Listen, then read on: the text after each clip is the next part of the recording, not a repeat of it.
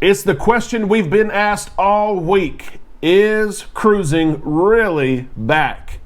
Well, the Royal Caribbean Freedom of the Seas has been doing its thing for a couple of weeks now. The Celebrity Edge is on the breaking edge of the Great Cruise Restart.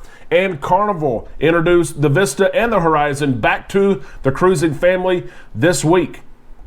What does that mean? Is cruising really back? Let's talk about it right now on Island Time.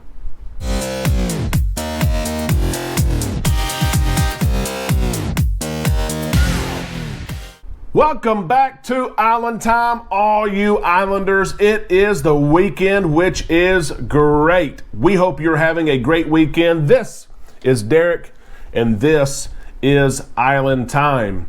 Let's talk about cruise news. We've got all sorts of cruise news today, as today marks the first time both the Carnival Vista and the Carnival Horizon arrive back to their home ports after their successful cruise. Yes, I said it. Both the Carnival Vista and the Carnival Horizon had a successful week with Carnival, with cruising, with passengers, with fun, with port stops. It was successful. And we've been so excited to restart cruising and to make sure that passengers get on the boat that we almost forgot. When you get on the boat, eventually you have to get off the boat. It's debarkation day for thousands of cruisers, some of which are part of our community. They are Islanders. We hope you had a great cruise, a successful cruise. You enjoyed the fun. We thank you for your coverage and what you've shared with us, and we are so excited to go. We are leaving on the Carnival Vista in, count them, 2 weeks. 2 weeks from today, we will be boarding the Carnival Vista. We will bring you live coverage. We will bring you reports. We will bring you vlogs right here on Island Time.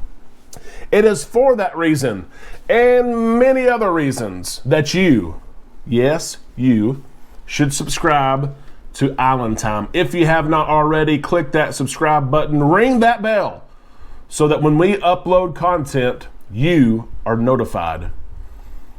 Let's talk about the cruise restart, because it has restarted. It doesn't matter if the CDC doesn't want it to, which they do. It doesn't matter if some people think that it should not be restarting. It should be waiting. Nope. It's restarted. But is cruising really back? That's what I've been asked. What does cruising look like? We've tried to bring you what it looks like in our videos this week through our friends on other ships. But it's back. I'm telling you right now, cruising is back, and I have 5 takeaways from this week, the last couple of weeks really, since the Freedom of the Seas with Royal Caribbean left with paying passengers on July the 2nd, since Celebrity Edge left in late June with paying passengers. I think we have a good time period here that we can answer this question, is cruising really back? And it is a big, fun, yes, 5 takeaways. 5 takeaways. Here they are.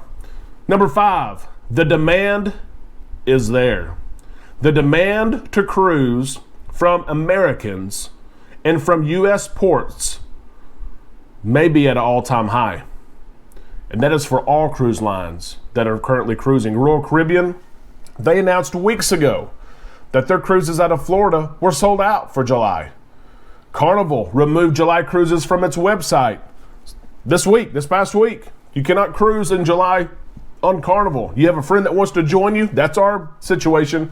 We had friends that said, you know what? We're going to go with you July 24th on the Vista. We can't wait to join you. Can you help me book? I said, no. They thought I was kidding.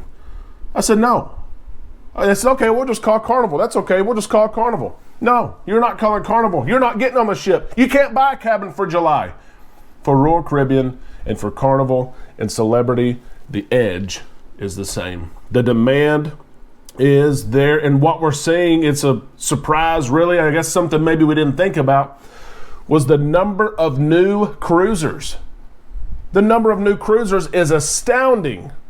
We're really trying to do some research here, as honestly I work in the data field for a living, but the number of new cruisers on both Royal Caribbean and Carnival, we're seeing it about 25 or 30%. Now, one thing to keep in mind is, for instance, with Carnival Cruise Lines, you join the VIFP program, and if it's your first cruise, you get a blue card. You're a new cruiser. You're a new cruiser to Carnival. You may have been on 20 cruises with Royal Caribbean. You may have been on Norwegian, Celebrity, Princess, all kinds of other cruise lines, but you have not been on Carnival. So we're seeing first-time cruisers in the industry when it comes to at least people trying other cruise lines. We're trying to see how many of these cruisers are really new to the market, new cruisers that enjoy this cruise experience. We'll see what we find out there. The cruise lines, this is important. The cruise lines are having to limit capacity. The big question that all of us wanted to see was, will people go on cruises? Will they go on the ships? Will they voluntarily, and will they pay money to go? How full will the ships be? Will we be at capacity? 50%. Maybe people won't book. People are booking, and the cruise lines are having to set the capacity. They're not leaving it wide open, and it's not like the passengers aren't booking enough to reach their number. Cruise lines across the industry are reaching their number. They're shutting it down, and that's it. That is a great sign for cruising, and it's great for cruise lines who have had a hard 16 months like the rest of us. But the demand is there. And let me tell you right now, from everything we've seen on Celebrity, Royal Caribbean, and Carnival, these cruise lines are meeting and exceeding the demand. A huge question in all of this cruise restart was, what would the experience be like? And that's what I say.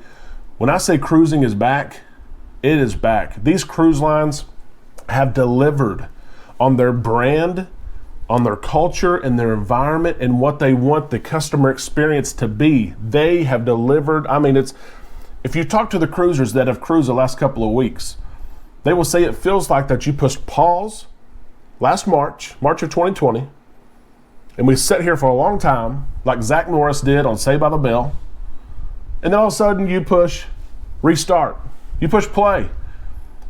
The cruise experience has been great. The cruise lines, they've delivered, and I love it.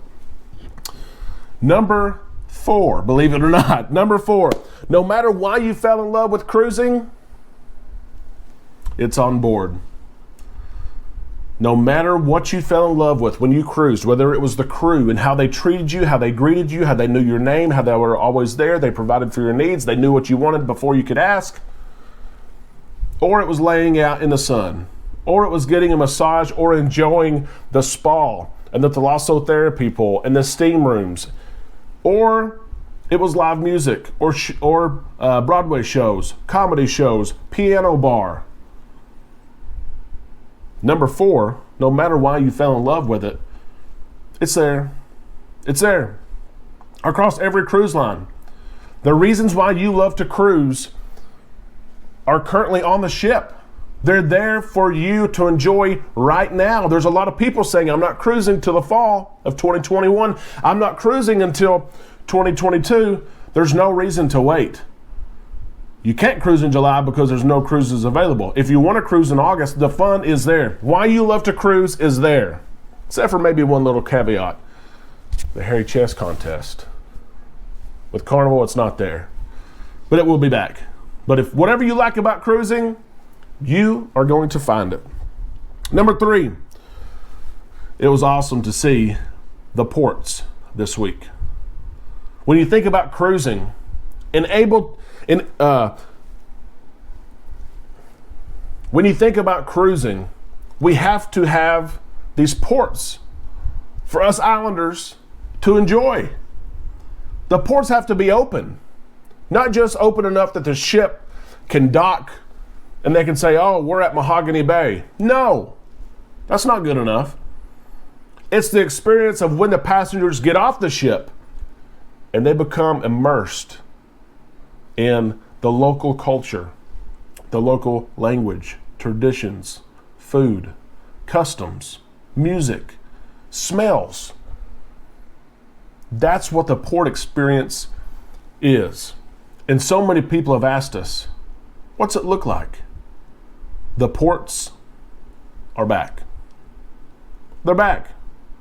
We have seen the last couple of weeks now signs of what you need to do when you visit a particular port. And yes, wearing a face mask is part of something that we need to do. But it's not as bad, I would say, as you would think.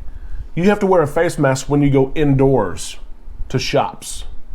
That's expected. We can do that. We're wearing masks when we enter the terminal on embarkation and we leave with debarkation. If you're going to the beach, there have been signs that said you need to wear your mask unless you're eating, drinking, or in the water. From what we've heard from all of our fellow cruisers, that's not the case. If you're laying out on the beach, catching some rays, you don't need to wear a mask. That's what we have seen and heard from cruisers with their experience. If you're outside shopping, you don't need to wear a mask. If you're indoors, you need to wear a mask. You can enjoy these great ports of call and these great islands, and Carnival supports them with the money that they bring with their ships in port, but we support them too. We buy local things from the stores, even though when you go in the stores and they're knickknacks. You go in this store and it's the same as that store, it's the same as that store, and you think, do we really need this? We probably don't necessarily need it, but they need us to buy it more than we probably need it. And I'm going to buy it, whatever it is. The ports are back. It was awesome to see the Carnival Vista visit Mahogany Bay this week and had a full day. A full day in Mahogany Bay. So many people just used access to the beach right by the ship. They went back and forth, ate lunch, went back. Go back and cool off, maybe take a nap, and go back to the beach.